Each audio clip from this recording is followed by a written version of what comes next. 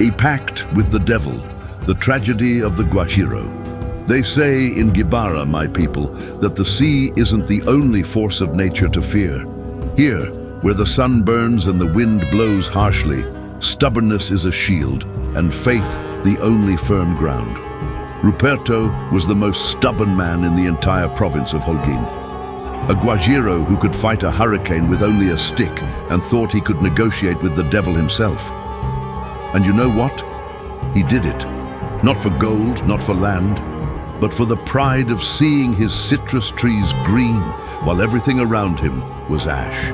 Listen carefully, because this story will teach you that sometimes the price of a wish isn't your soul, but the only thing that makes you human. It's the tragedy of the stubborn Guajiro who wanted to outsmart the devil. If you're one of those who fears nothing, give it a like and subscribe to Ojo del Infierno. And tell me, what's the worst legend told in your neighborhood in Cuba? May fear be with us in this tremendous mess. Ruperto lived on a small farm near the Gibara coast. Lemons were his life. He grew citrus fruits, and his oranges, lemons, and grapefruits were the envy of Holguin. But nature is a fierce woman, you know. For 2 years the drought had been raging. The earth was dry, cracked, crying out for help. Ruperto would get up before sunrise, wearing his wide-brimmed hat and holding his machete, trying to get water from where there was none. The leaves of his trees were yellow and withered, and he felt his soul drying up at the same rate as his harvest. His sister Elena lived with him. Elena didn't have faith, she had pragmatism. She was the voice of reason, but Ruperto never listened to her. Ruperto, Papo, this is over. We have to sell, she told him while serving him a weak coffee. The bank is going to take our land.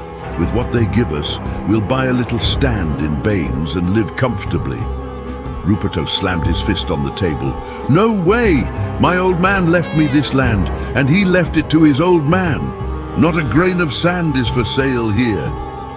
And you're going to wait for even the roots of your pride to dry up, stubborn man? I'm going to wait for a miracle, Elena, or I'm going to look for it myself.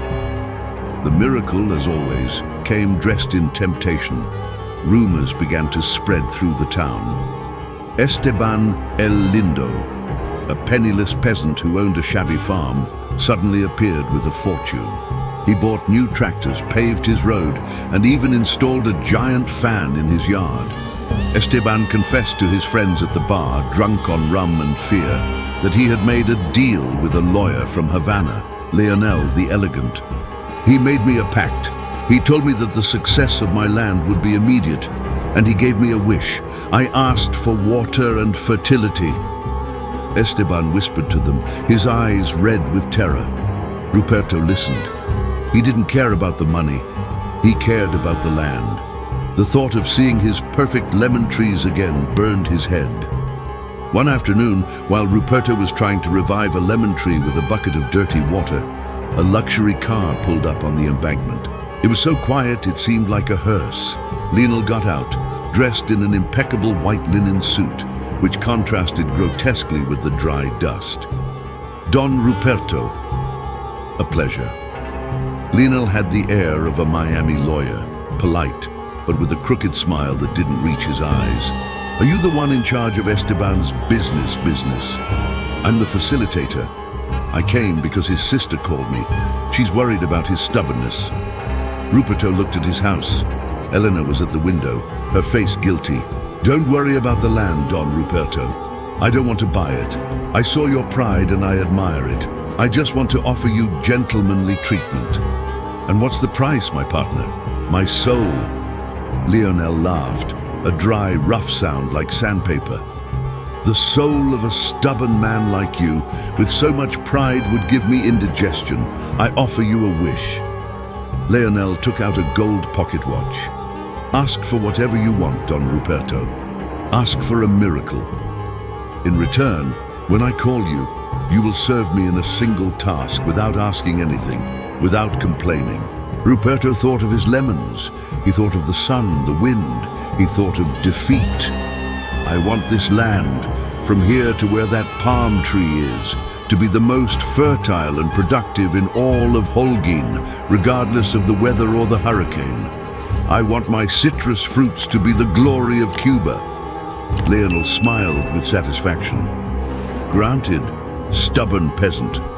And without further ado, he got into the car and disappeared. The next morning, Ruperto's farm was an oasis. The trees were laden with giant, juicy fruit. Ruperto had won. His wish was a resounding success. He became rich, famous, the king of citrus fruits. But the devil never gives a wish for free. Leonel had secured Ruperto's service, not his soul. And a year later, on the night of a tremendous cyclone that devastated Gibara, Ruperto heard a knock at the door. The devil came to collect his service, and the price he asked wasn't gold, but something Ruperto loved and believed to be priceless. Prepare yourselves, because this is where fear takes its toll. The first year was a harvest festival. Ruperto paid off the bank, bought better tools, and Elena stopped complaining.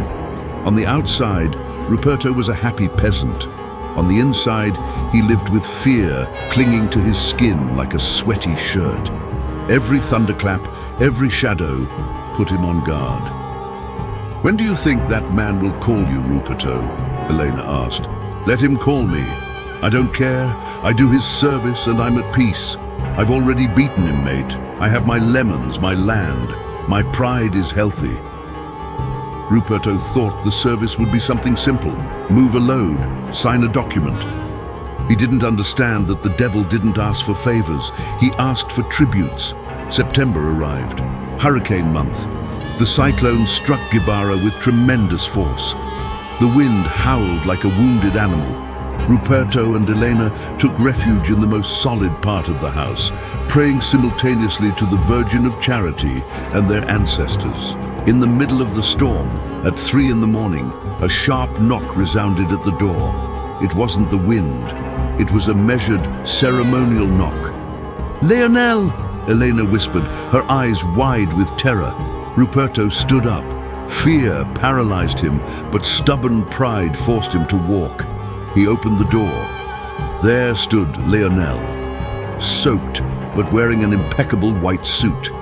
In his hands, a rolled-up parchment glowed with a sickly green light. "Good evening, Don Ruperto. I'm sorry for the hour. I've come to collect my service. Tell me what you want, my partner. Move a load, clean a farm, whatever." Leonel laughed, this time a short, wicked laugh. "No way. Your service is much more intimate. I've come to claim this land for a cement factory, but I know you don't want to sell it. Your service will be to sacrifice something you love, and that is priceless, so that I can take possession of this land without you breaking your promise." Ruperto felt a chill in his chest that wasn't from the storm. "My family, my lemons. What are you going to take from me? You love this land because you inherited it, because it reminds you of your lineage, your mother, your childhood. If you lose the memory of your mother, of your childhood on this farm, you will stop loving it, and I will be able to take it without you breaking your word not to sell it. It is a service of detachment," Ruperto gasped. The memory of his mother, Doña Caridad, who had taught him how to grow lemons, the smell of wet earth from his childhood. That was priceless. "No, never. Better my soul, Acere," Ruperto shouted, forgetting that he had promised not to complain. Leonel smiled. The demon's face hardened. "You said without asking anything, without complaining. You broke your word. You will not take my memories." "I don't need them, stubborn peasant. I need the land. You broke the pact, and the punishment for breaking the pact with the devil in the middle of a hurricane is not a physical punishment. It is an elemental punishment." Ruperto had broken his word out of love for his mother's memory. It was his last act of humanity. Leonel screamed, a shriek of molten metal, and the storm, already fierce, became personal. The devil couldn't take the land, the soul, or the memories, but he could use the fury of nature around him. Leonel raised his hands, and all the wind, all the rain, concentrated on Ruperto's farm.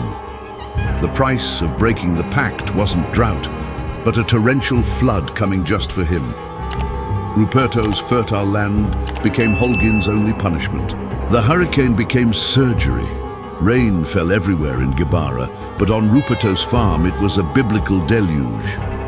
The water rose in black waves that came from the lemon fields, not the sea. Elena screamed, but Ruperto stood petrified in the doorway, watching his perfect citrus trees being ripped from their branches by the brute force of the water. The earth, that fertile and precious land he had so fervently desired, turned into thick, dark mud, sweeping away everything in its path. Lionel disappeared into the water, leaving only a voice echoing on the wind. "You condemned yourself to annual destruction, stubborn one. Nature will take care of my payment." The hurricane continued on its way, but on Ruperto's farm the water took 3 days to leave. When the sun rose again, the farm was a dump of mud, broken logs and rotten lemons. The neighbor, Esteban El Bonito, the one who had made the pact for gold, came to see. "Ruperto, what a stink! What happened to you, my partner? It seems the hurricane hates only you.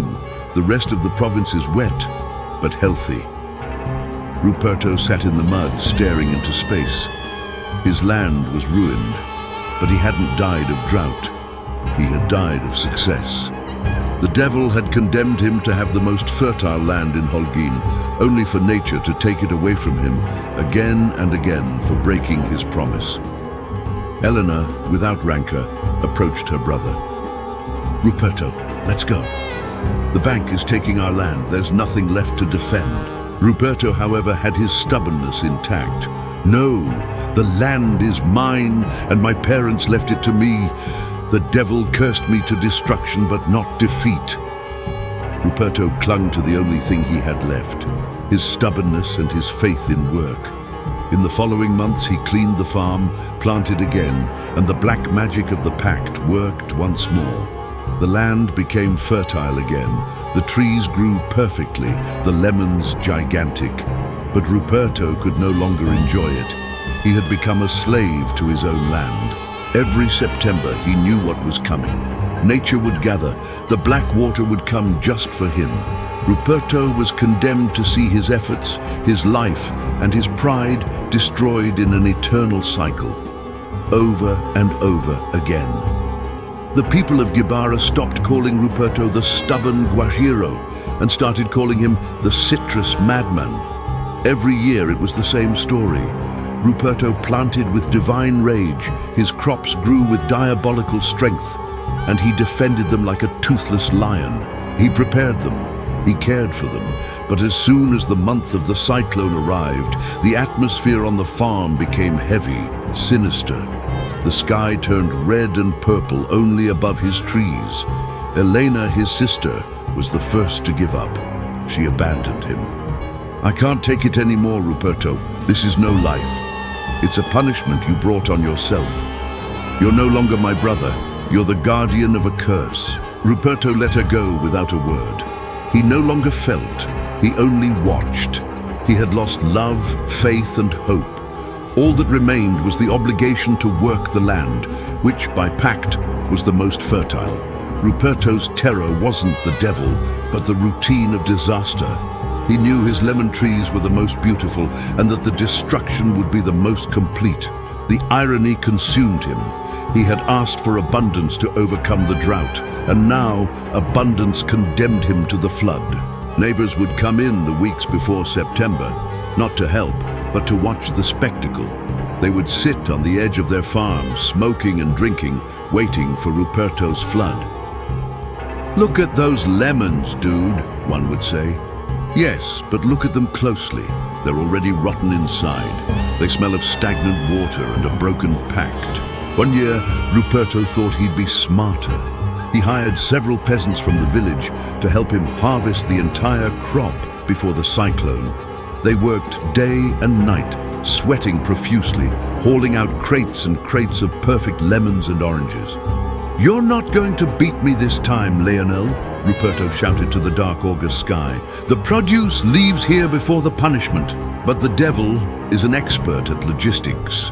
Just as the last loaded truck was leaving Ruperto's farm, the truck overturned on the road, not because of the wind, but because the asphalt at that single point had opened like a mouth, swallowing the vehicle and all the fruit. The driver escaped unharmed, but the load was lost in a deep crack that the engineers said couldn't have opened naturally. Nature obeyed only one master, and that master wanted the fruit of that land never to be enjoyed by anyone. Ruperto stood in the middle of his farm, staring at the black hole where all his wealth had vanished. He no longer felt anger, only emptiness. He understood that the service Lionel had asked of him to sacrifice something he loved beyond price was not his mother's memory. It was his will. The devil wanted Ruperto to surrender to his stubbornness. He wanted him to say, "I can't take it anymore, take the land." But Ruperto, the most stubborn peasant in Holguin, never said that phrase. His punishment continued. The cycle repeated itself. Feverish growth. The land became fertile again, as if by magic. Harvest, anxiety. Ruperto worked, but without joy, only out of inertia, the waiting for horror. In August, the atmosphere became stale. The air smelled of damp earth and sulfur. The personal flood. In September, nature's fury was concentrated on his piece of land. The useless cleaning, Ruperto cleaned again, knowing it was all in vain. 10 years passed like this. Ruperto became a ghost of a man. Only stubbornness kept him alive. One day, a man arrived at the farm. He was on foot, carrying a carved wooden cane. It was Lionel, but much older, and with an almost sad look on his face. The 10-year pact was over. "Don Ruperto," Lionel said, his voice tired, "I came to see if you survived. You're a tough man." Ruperto looked at him. His face was pure leather, burned by the sun and pain. "Is it over? Are you leaving?" "I'm leaving. The land is yours. I took an inventory and lost nothing. And you lost everything without giving me anything." Lionel approached a lemon tree, the only one that had remained there from the beginning. He touched the trunk. "You lost the memory of your mother, Don Ruperto, because you lost it when you cast her aside for this cursed pride." "I never asked for gold," Ruperto whispered. "You asked for glory, Don Ruperto, and glory without faith becomes a condemnation. You won the land from me, but I took your peace, and that, Guajiro, is a much greater prize." Lionel placed his cane on the ground. "The curse of the water ends, but the memory of this pain that remains. Enjoy your fertile land and your dry heart." And Lionel, this time, walked slowly toward the rising sun, leaving Ruperto in the immensity of his newly liberated but empty land. Ruperto stared at Lionel's cane. It had a lemon stem carved into the end. He picked it up, and for the first time in 10 years he cried. He cried not for the land, but for the blurred memory of a lullaby his mother sang to him under that same lemon tree. The devil didn't take his memory away. He left it intact enough to make the pain unbearable. Ruperto, the stubborn peasant from Gibara, was left alone in his perfect land, conscious of having traded a priceless memory for a harvest he could never taste. And that, my people, was the true tragedy. The Gibara cemetery has an unmarked grave near the coast. It's not Ruperto's, it's his pride's. Ruperto left there, leaving his farm. A farm that, they say, is so fertile that grass grows in the air. But no one buys it, because everyone knows that in September, if you stand there, you hear the wind howl a dry, wicked laugh and smell the smell of rotten lemon and sulfur. The lesson from Holguin is that stubbornness only works if you fight against men, not the devil.